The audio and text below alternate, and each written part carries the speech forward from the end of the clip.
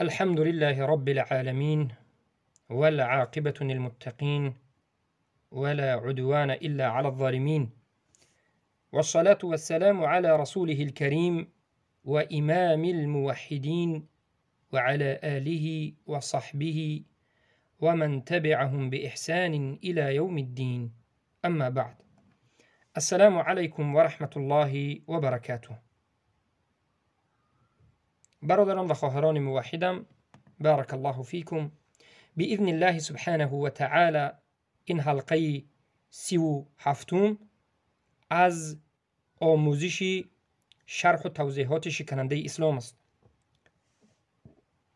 و ان شاء الله سبحانه و تعالی در این حلقه به شما حجت ها را از قرآن، دلیل ها، برهان ها را از قرآن و دلائل و براهین را از احادیث رسول اکرم صلی الله علیه و سلم و اجماع سلف این امت از صحابگان را ذکر میکنیم که رضی الله عنهم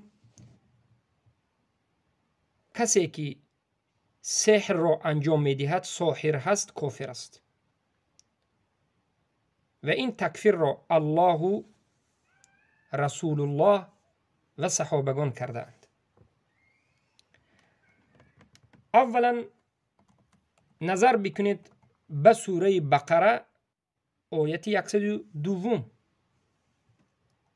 در این آیت الله سبحانه و تعالی در بینش میگوید اعوذ بالله من الشیطان الرجیم وما كفر سليمان ولكن الشياطين كفروا يعلمون الناس السحر.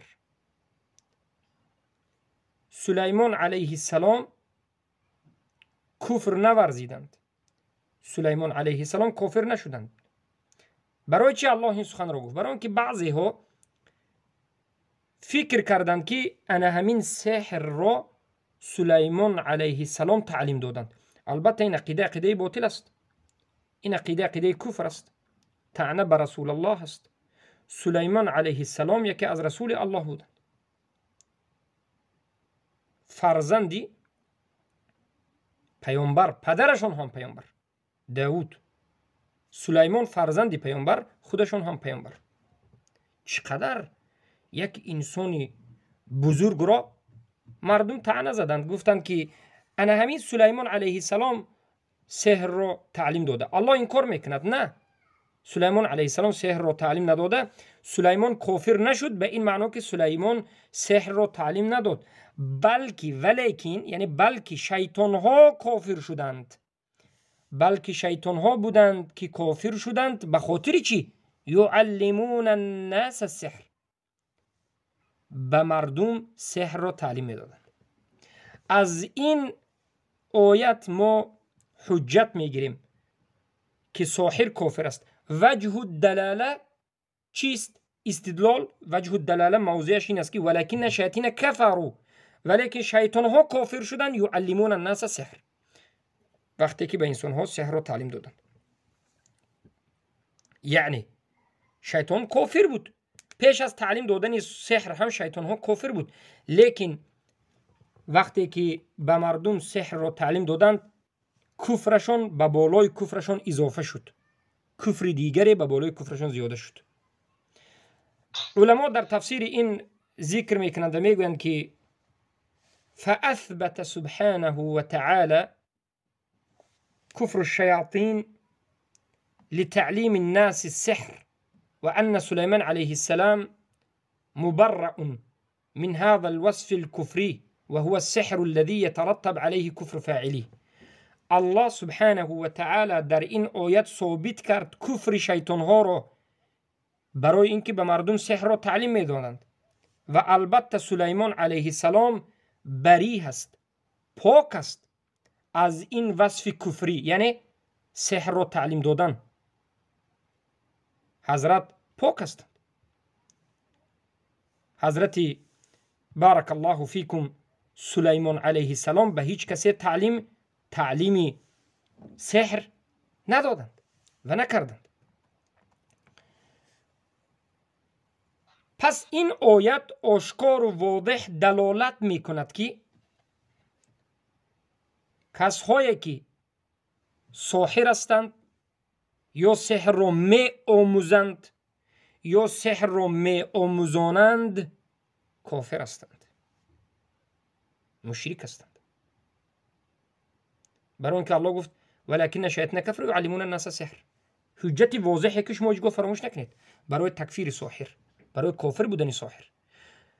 دومین آیت باز همون دومین حجت، باز همین آیت سوره بقره آیت 102، زیرا که سوره بقره آیت 102 سوره این آیت طولانی است. الله سبحانه و تعالی در جای دیگرش میگه دومین حجت برای کافر بودن ساحر و ما یعلمان من احد حتی یقولا انما نحن فتنة فلا تکفر.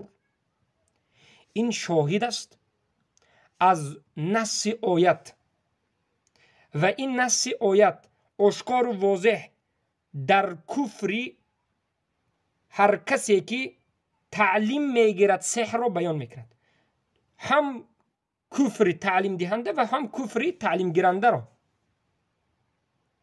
به مجرد انسان همون سحر را آموختنش کفر است، به مجرد آموختن سحر کفر است.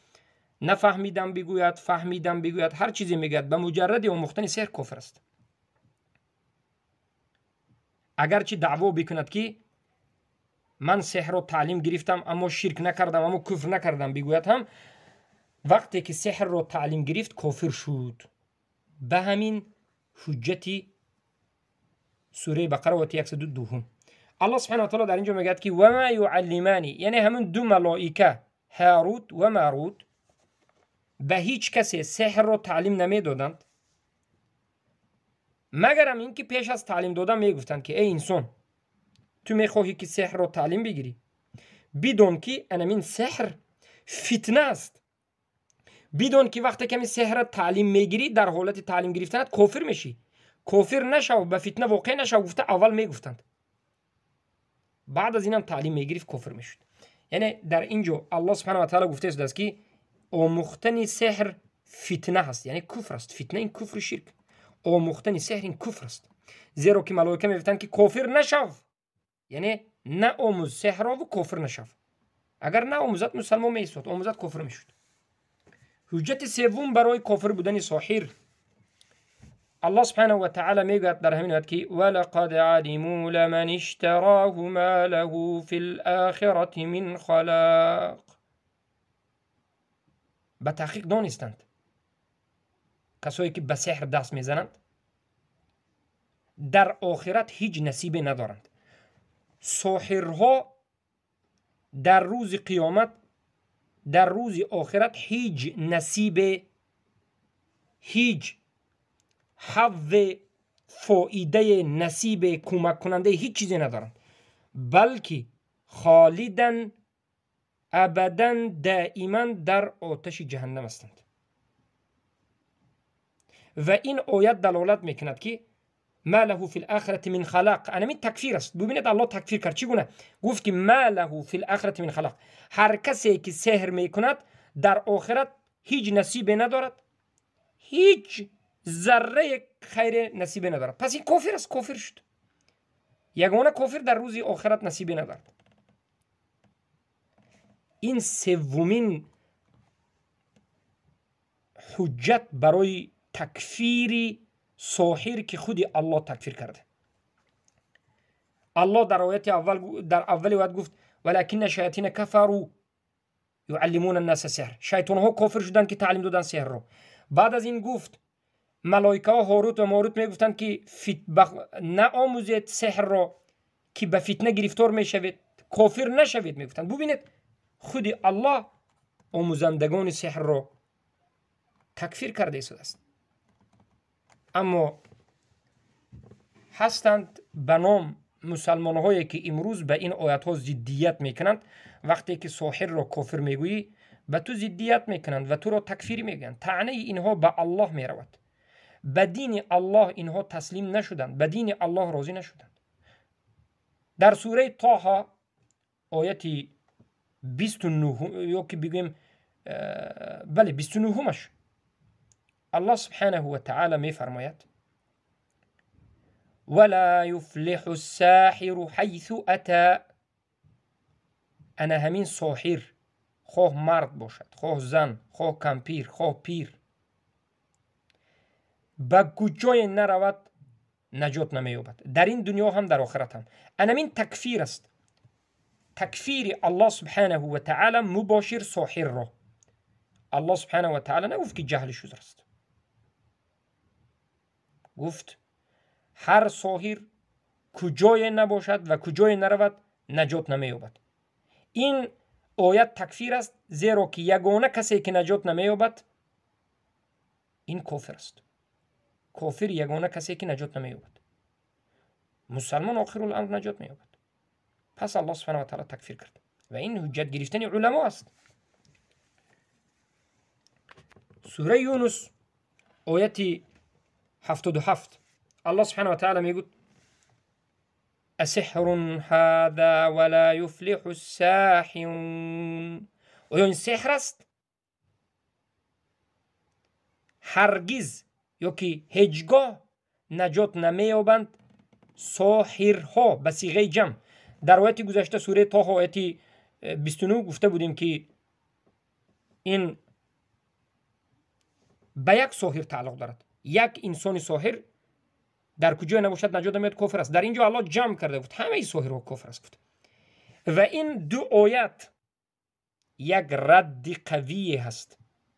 ببینید سوره طه آیت 69 برادر عزیز، من اینجا معذرت خواهی میکنم رقم آیت رو غلط گفتم، آیت 29 نه و 69 سوره یونس آیت 77. همین دو آیت رو خوب دقت بدید. و این دو آیت یک رد شدید برای آزیری ها و برای جهمی ها هست و برای مدخلی ها هست. برای چی؟ این را من باب فایده میگم. مدخلی ها میگن که ما تکفیر عموم داریم اما تکفیر عین درست نیست. الله ها ببینید هم تکفیر عین کرد و هم تکفیر عموم کرد. برای همین در نزد سلف صالح تکفیر عموم تکفیر عین این خیلی چیز نبود. در مسئله کفر اکبر شرک اکبر تکفیر عموم میکردن و همین تکفیر عمومشون تکفیر عین بود. تکفیر عین تکفیر عموم. در مسئله کفر و شرک اکبر فرق ندارد. السحر هذا ولا يفلح الساحرون گفت ولا يفلح الساحر، هر دوش یک چیز است. بارک الله فیکم. ما قاعده منهجی اهل سنت رو باید خوب بدونیم که انا همون انکار کردن نجات بالکل کلیاً، یعنی یک انسان بالکل نجات نمییابد، نه در این دنیا نه در آخرت هرگز نجات نمییابد گفتند، استفاده کرده می شود فقط این کلمه و این جمله برای کسایی که ایمان ندارد و برای کسانی که دین ندارد و برای کسایی که کافر است. الله این عباره را برای مسلمان استفاده نبرد، برای کافر یا برای مرتد که دیگر مرتد وفات میکند به همین استفاده کرد. این حجت است که ساحر کافر است. اما کدام ساحر؟ همون ساحری که دیروز در حلقه گذشته بیان کردیم که قسم اولی سحری که با شرک و کفر آمیخته باشد، در استخدام شیطان استفاده شده باشد، سحری که از گره و غیبدانی و کفر و شرک و عبادت شیطان وابستگی دارد. این سحر است. ساحر کفر است. اما قسم دوم سحر را ما بیان کردیم که حالت چی است. آیت دیگر سوره یونس آیت 81 نظر بکنید. الله سبحانه و تعالی چگونه خبر میده؟ میگه قال الله سبحانه و تعالی ما جئتم به السحر ان الله سيبطله ان الله لا يصلح عمل المفسدين. الله سبحانه و تعالی در این آیت خبر داد که همانو که سحر از عمل مفسدین است و همانو که الله سبحانه و تعالی سحر را به زودی ابطال میکند، نابود میکند. یکی از آیت هایی که به آدم سحر مسحور سحر زده شده یا که مسحور سحر رسیده شده این آیت رو انسان تلاوت میکند و یکی از سبب هایی که انسانی ساحر نجات مییابد به سبب تلاوت همین قرآن است. همین آیت است. پس سحر از عمل مفسدین است، از عمل مفسدین کفار است. در آیت حجت چهارم دیگر یا که از ششم هفتم حجت دیگر سوره نساء آیت 51 رو نظر بکنید. یؤمنون بالجبت و الطاغوت گفت. الله سبحانه و تعالی چی گفت؟ کفر یهود را ذکر کرد که یهودها کافر بودند و یکی از کفر یهود همین بود که یهودها خود را مسلمان می گفتند اما ایمان می آوردند به جبت و طاغوت. یهودها خود را پیروان موسی، هارون و دیگر از انبیای بنی اسرائیل می دانستند. عمران، زکریا، یحیی خود را مؤمن واقعی می دانستند. اما در همین وقت، در عین همین حالت باز ایمان داشتند به جبت و طاغوت. این ناممکن است که انسان خودش را مؤمن بگوید، ناممکن است که مؤمن باشد و ایمان به جبت و طاغوت داشته باشد. این مؤمن نیست، این کافر است. برای همین الله سبحانه و تعالی کفر یهود را ذکر کرد که اگرچه خودشان را مسلمان میگن لیکن اینا کافرند. زیرا که برای چی کافرند؟ یؤمنون بالجبت و الطاغوت، ایمان به جبت و طاغوت دارند. چخیلی که امروزه بسیار علماء السوء و بسیار از دیگر از مشرکین خود را مسلمان میگویند ولا یؤمن اکثرهم بالله و هم مشرکون. اکثر اینها به الله ایمان آوردند در حالتی که مشرکند، خود را مسلمان میگویند اما به جبت و طاغوت ایمان دارند، به سحر ایمان دارند، به شیطان ایمان دارند، به حاکم هایی که به حکم غیر الله حکم کرد ایمان دارند، اطاعتش میکنند یا همون حزب طاغوتی را پیش میبرند. اینها کافر هستند. چخیلی که یهود کافر است. چخیلی که یهود کافر شده بود، اینها هم خیلی کافر شدند. یهود کافرشان این بود که ایمان به جبت طاغوت آوردند، بود خود را مسلمان گفتند. امروز این حزبی ها، صوفی ها و قبر پرستا و غیره خود را مسلمان میگویند لیکن اینها هم ایمان به جبت طاغوت آوردند. عمر ابن الخطاب رضی الله عنه گفتند الجبت السحر. جبت که در این آیت آمده سوره نساء 51 این سحر است. الطاغوت این شیطان است. و در تفسیر این آیت در همه تفسیرها نظر بکنید، قرطبی هست، طبری هست و تفسیرهای علمای سلف به مانند مجاهد، عکرمه و غیره، میبینید که طاغوت نه فقط شیطان است. کسایی که میگن که طاغوت فقط شیطان تمام، نه، بلکه یک انسان هم میتواند که طاغوت باشد. وقتی که یک انسان بیاد به حکم غیر الله حکم کند طاغوت است. و میتواند که طاغوت یک چیزی زنده و یا یک چیزی بیجان باشد. حزبی که دعوتش به سوی علمانی لیبرالی باشد طاغوت است، دموکرات. و یا این حکم هایی که به حکم غیر الله میکند طاغوت است. کسایی که حکم میکند طاغوت است. هر کسی که به همینها مراجعت کند، به همینها پیوست شود، راضی شود، اینا طاغوت پرست است. چخیلی که یهود ایمان آوردند به سحر و به شیطان، امروز به نام مسلمان هایی هستند که خود را مسلمان میگند ایمان آوردند یا به سحر، بسیارشان به سحر ایمان آوردند و بسیاری دیگر به طاغوت، نه به خود شیطان بلکه به شاگرد شیطان، به حاکم هایی که به حکم غیر الله حکم میکنند، به حزب هایی که حکم الله را انکار میکنند، حزب هایی که در نزدشان لیواته، مرد به مرد هم جنسگرایی جایز است، باکی ندارد، آزاد است، آزادی است. انکار کردن الله و رسول آزادی است. طعنه زدن قرآن و سنت آزادی است. موحد بودن آزادی نیست. همین حزبای طاغوتی است. کسی که از اینها پیروی بکند، به اینها طرفداری بکند، یاردن بکند، به اینها پیونده، طاغوت پرست، کافر است. چخیلی که یهود کافر شده بود، اینم کافر است. و این روایت رو که از عمر ابن الخطاب رضی الله عنه گفتیم که جبت در این آیه سوره نساء 51 جبت معناش ساحر است، سحر است، سحر. طاغوت شیطان است. این روایت صحیح است. ابن ابی حاتم در مصنفشون از بسند صحیح از عمر ابن الخطاب رضی الله عنه ذکر میکنه. تفسیری صحابه بر قرآن است. برای همین ما میگیم منهج ما قرآن و سنت به فهم و به تفسیر و به شرح و ایضاح صحابگان است. ببینید یک آیت گفتیم در زیرش سخن صحابه گفتیم، سخن فلان عالم، سخن فلان مولوی، این اون نه. اول سخن صحابه، تابعین، تبع تابعین، بعد از این سخن دیگر. و سخن دیگر عالم ها همون وقت قبول می شود که موافق به سخن صحابه باشد. سخن هر عالم علامه هست، حاکم است، بهترین است، به قوت است، میلیونیر است، چیزی نباشد، محدث است، مفسر است، مخالف به سخن صحابگان بیاید، فهمش مخالف به فهم صحابه بیاید، سخنش رو به یک طرف آهسته به آرامی میگذاریم و به دیوالش میزنیم. جابر رضی الله عنه در زیر همین آیت سوره نساء 51 میگن که الطواغیت کهان کان ينزل عليهم الشیطان فی کل حی واحد.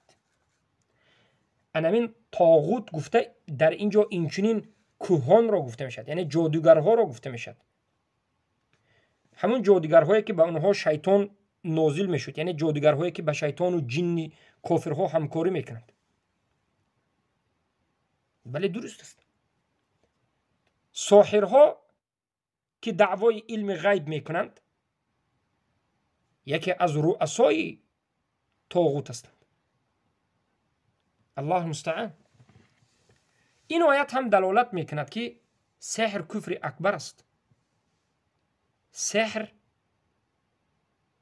این شرک اکبر است. جادوگرها طاغوت هستند، طاغوت پرست هستند و طاغوت هستند. از یک جانب شیطان را میپرستند و طاغوت پرست شدند، از جانب دیگر طاغوت هستند که کفر شرک را منتشر میکنند. دلیل دیگر که الله سبحانه و تعالی در سوره فلق آیه 4 میگوید و من شر النفاثات فی العقد، یعنی من به الله پناه میبرم، قل اعوذ برب الفلق، به رب فلق پناه میبرم از بدی نفس‌هایی که به عقد، به همون گره ها کشیده شده است. ما گفتیم سحری که سحر کفری است و شرکی هست، این سحر عادتا در زمان قدیم هم و امروز هم همچنین است که یک ریسمان رو میگیرند و گره میبندند و گره 1 2 3 4 5 6 7 به هر گرهش نفس میکشند، یعنی پوف هوف میگند و پیش کسی رو میگیرند، یا سلامتیش رو، یا که علمش رو، یا که آرامشش رو، یا که دیگر زندگیش رو ویران میکنند. سبحان الله. حتی رسول الله صلی الله علیه و سلم رو سحر کرده بودند و الله سبحانه و تعالی این دو سوره رو، سوره فلق و سوره الناس رو نازل کرد و 11 گره که بود به این 11 آیت کشوده شد. هر وقتی که یک آیت رو میخوندن یک گره کشوده میشد و ما به این مسئله رو بعدتر میریم. سوره طه 66 یخیل الیه من سحرهم انها تسعى. بارك الله فيكم. یعنی سحر یک چیزی است که بعضی سحر خیلی که گفتیم خیالی است. همه سحر را شما گمان نکنید که سحر حقیقتا است و حقیقی است. همه سحر حقیقی نیست. بعضی از سحرها یا بسیاری از سحرها سحرهایی است که شما را فریب میدهند. یعنی شیطان اینچنین قدرت دارد که خیال میکنند که گویا که همین حادثه شد. به مانند گیبنوس ها، به مانند سحرهایی که امروز شما خواهید نخواهید کمی بیش در یوتیوب ها مشاهده میکنید. در یوتیوب نظری هر یک از شما به این نمود سحرها افتاده است که به کرته ها، قرته یا کرته میگند، یا به بریدن یک انسان جسمش رو از نصف جدا میکند، گشته با پیوست میکند، سرش رو میبرد با پیوست میکند و بعضی از کارهای دیگر که اینها حقیقت ندارد، اینها خیال است، شما رو فریب میدهد و به این دلالت میکند که این هم سحر است و سحر فریبگری خیال است. شیطان و جنها شما رو انمیخیل به خیال میبرد، یک وقت گویا که شما گیبنوس میشوید. سوره طه آیت 66 به این دلالت یخیل الیه، شما خیال میکنید که انمین سحر که شده ایستاده است در حقیقت دارد. بارک الله فیکم. و این آیت به همون ساحرهای فرعون، صفت ساحرهای فرعون نازل شد که همون فرعون اللعین الرجیم که به موسی علیه السلام جنگیده بود، در زمان فرعون، در زمان موسی علیه السلام سحر خیلی پیش رفته بود. برای همین معجزه حضرت موسی هم کدام معجزه است؟ معجزه‌ای که ضد سحر است. ضد سحر است معجزه موسی علیه السلام، به مانند سحر میتابد. در زمان موسی علیه السلام همون کسایی که به سحر مشغول میشدند در گرد اطراف فرعون عصا داشتند. ساحرها عصا داشتند. یک عصا معروف است، یک چوب خشکی که تکیه میکند انسانی و بعضی استفاده می‌کنند. ساحرها عصای خود را به زمین میپرتافتند، عصا یک بار به مار مبدل میشد. عصا چوب خشک مار میشد، مارچه. مردم فکر میکردند که این حقیقت دارد. الله میگوید که ای مردم، این عصا رو وقتی که اونها میپرتوند شما سحر اینها رو فکر میکنید که این حرکت دارد و مار است، لیکن در حقیقت نظر کنید این چنین نیست. الله به موسی علیه السلام در حقیقت سحر نداد. به موسی در حقیقت معجزه داد، زیرا که معجزه خیال نیست، معجزه پیامبران سحر نیست، معجزه پیامبران خیالی نیست، معجزه پیامبران حقیقی است. برای همین معجزه محمد صلی الله علیه و سلم این یکی اش صلوات الله ربی و سلام علیه کفاندن مهتاب و جدا کردن مهتاب بود. از الله طلب کردند، الله دعاشون را قبول کرد، مهتاب را دو قسم کرد. و امروز علمای امروزه ستاره شناسا اثبات کردند که ماه در حقیقت کفیدگی یک مراتب از اول تا آخرش جدا شده است، زیرا که این معجزه پیامبران حقیقی است، نه خیالی، نه فریبگری. و حضرت موسی هم معجزه دادند شدند بر علیه ساحرها، عصایشون رو میپرتند، عصای موسی علیه السلام حقیقتا مر میشد و دیگر مرچه ها را همیشه خورد. که ساحرها چی شدند؟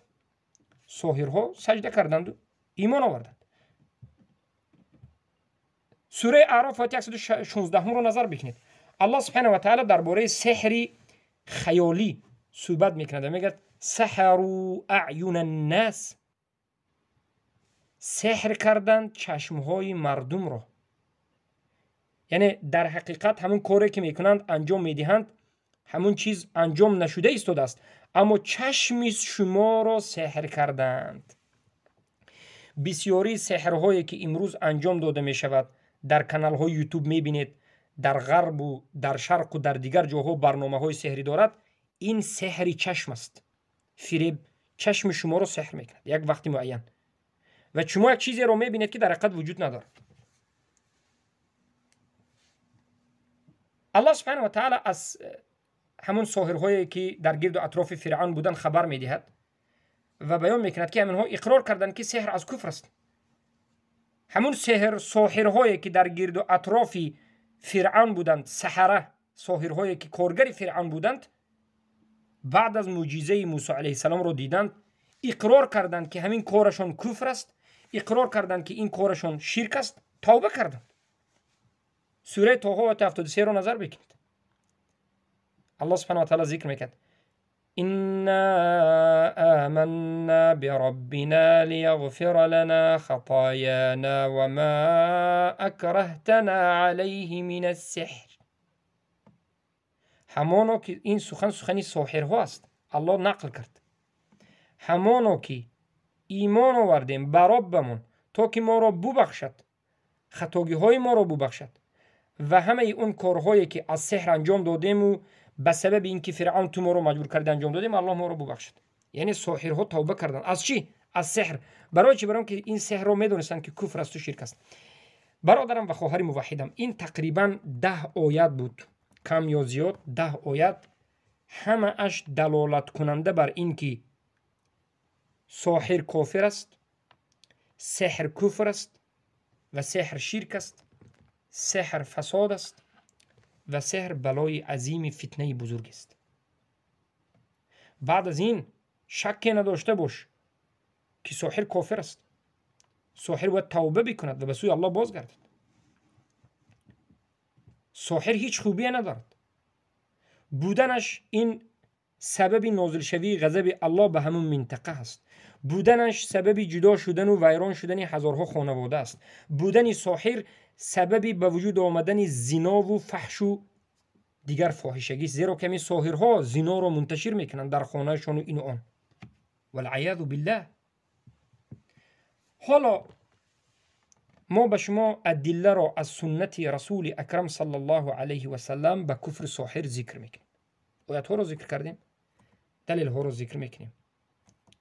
امیدوارم که در این حلقه دلیل ها را از سنت و اجماع را نقل میکنیم، یعنی همه دلیل ها را، قرآن سنت همه را در یک حلقه جمع بست میکنیم.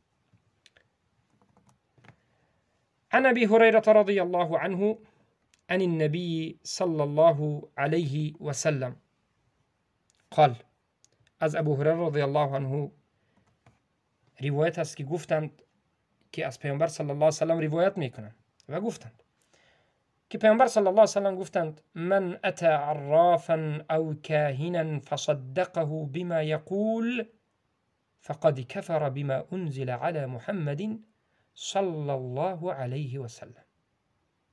پیامبر گفتند صلوات الله ربی و سلامه علیه، هر کسی برود به نزد عراف یا کاهینه، یعنی این نمودهای ساحر است. ساحره که یک چیزی گم شده تو را یافته میدهد، یا که ساحره که جادوگری میکند، همیشه هم ساحر است. یعنی کسی که به نزد ساحر برود، به نمود عراف باشد یا کاهین باشد، و بعد از این از ساحر سخن را گوش کند و ساحر را تصدیق کند، گفته های ساحر را باور کند، گفته های ساحر را باور کند به تحقیق 100%، یعنی از باب تأکید کافر شده است به آن چیزی که به محمد صلی الله علیه و سلم نازل شد. به محمد صلی الله علیه و سلم چی نازل شد ای اهل توحید؟ به محمد صلی الله علیه و سلم دو چیز نازل شد، قرآن و سنت. قرآن هم نازل شد، سنت هم نازل شد، از جانب الله است. انا نحن نزلنا الیک الذکر لتبین للناس ما انزل الیهم. ذکر در اینجا سنت است. پس کسی که به نزد ساحر و جادوگر و فالبین می رود و او را گوش می کند و بعد از این تصدیق به گفته های جادوگریش می کند، بداند که کافر شد به قرآن، کافر شد به سنت رسول الله، کافر شد به دین. البته که این کافر است. آیا ممکن است که کسی به قرآن کافر شود، به سنت کافر شود؟ باز نه، این مسلمان بگید نه، و جهلش در این مسئله عذر نیست. زیرا که ساحر وقتی که شرک گفت، وقتی که ساحر غیب گفت، مسلمان باید داند عقلا فطرتا قرآن در نزدش هست، سنت هست، باید داند که غیب از جانب الله هست، این قدرت الله هست، علم در دست الله هست. و عنده مفاتيح الغیب لا يعلم الا هو. کلید غیب در دست الله است، غیر از الله هیچ کسی نمیداند. و بعد از این شرک انجام داد، در این مسئله جهل عذر نیست. و این روایت رو 4 امام رواه الاربعه میگن، یعنی قاعده مصطلح الحدیث است. رواه الاربعه یعنی 4 امام از محدثین از کتب 6 اربعه، ابو داود، ترمذی، نسائی، ابن ماجه و حاکم در مستدرک ذکر میکنند. مستدرک ذکر میکنند. محل شاهد چیست؟ ما از این حدیث چه دلیل میگیریم؟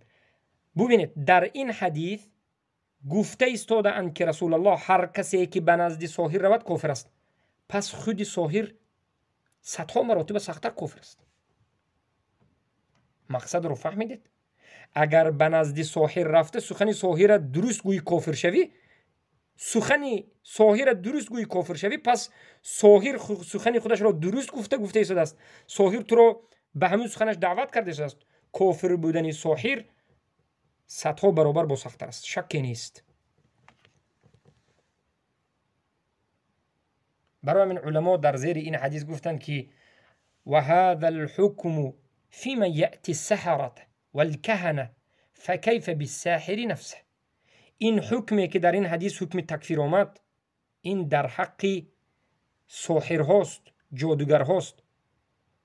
نه، ببینید، معذرت خواهی میکنم. این حکمی که در این حدیث آمد، این حکم در حق کسایی که به نزد ساحرها می رود، به نزد جادوگرها می رود. چی برسد به خود ساحر و به خود جادوگر؟ اگر به نزدش رونده تکفیر شود، من باب اولا خود ساحر تکفیر می شود.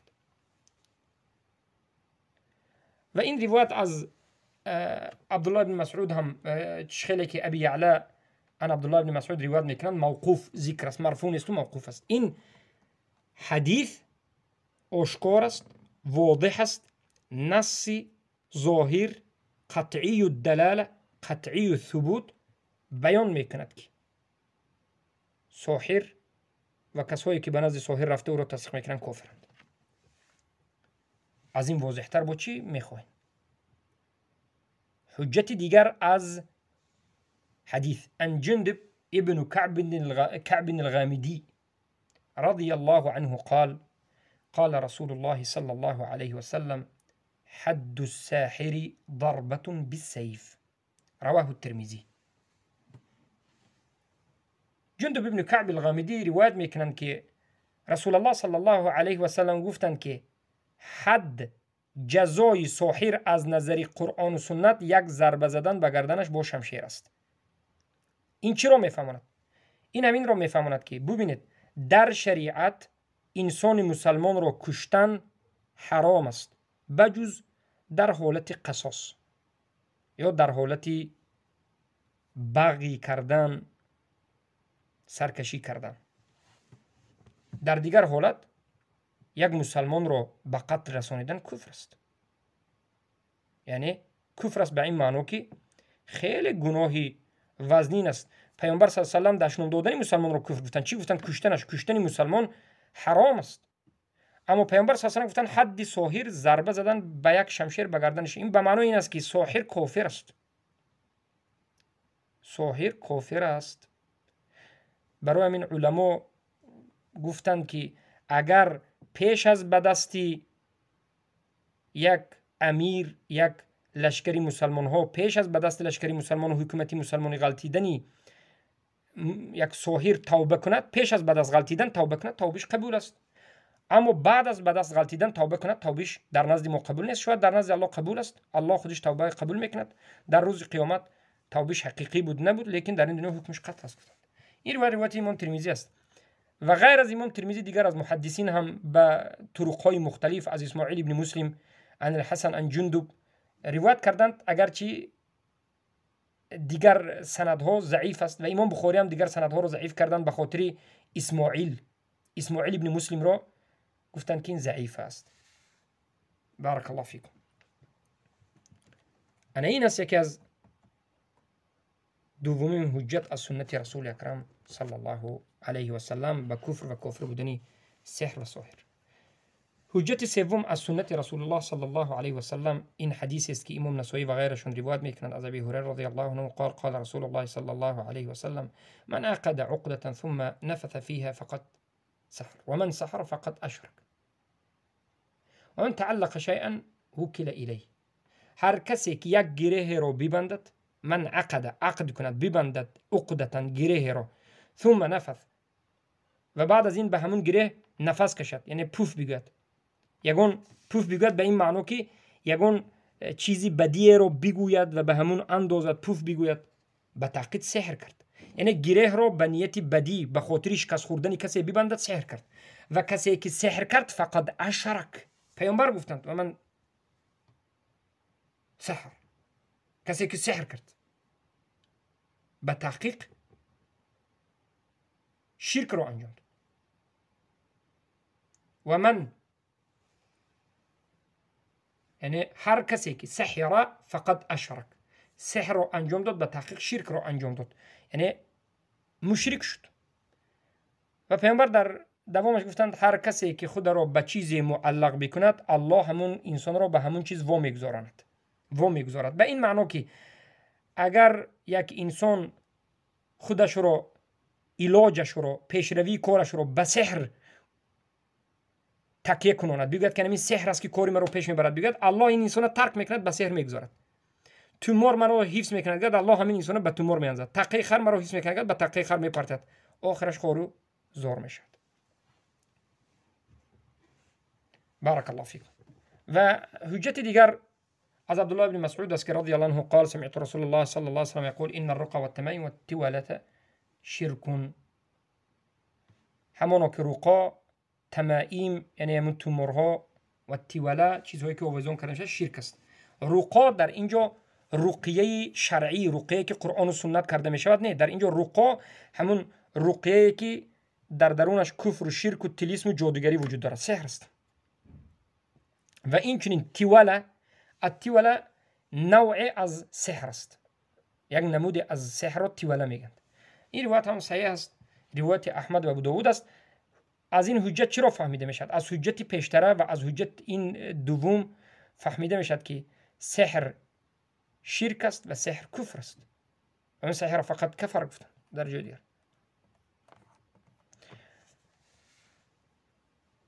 بارک الله فیکم.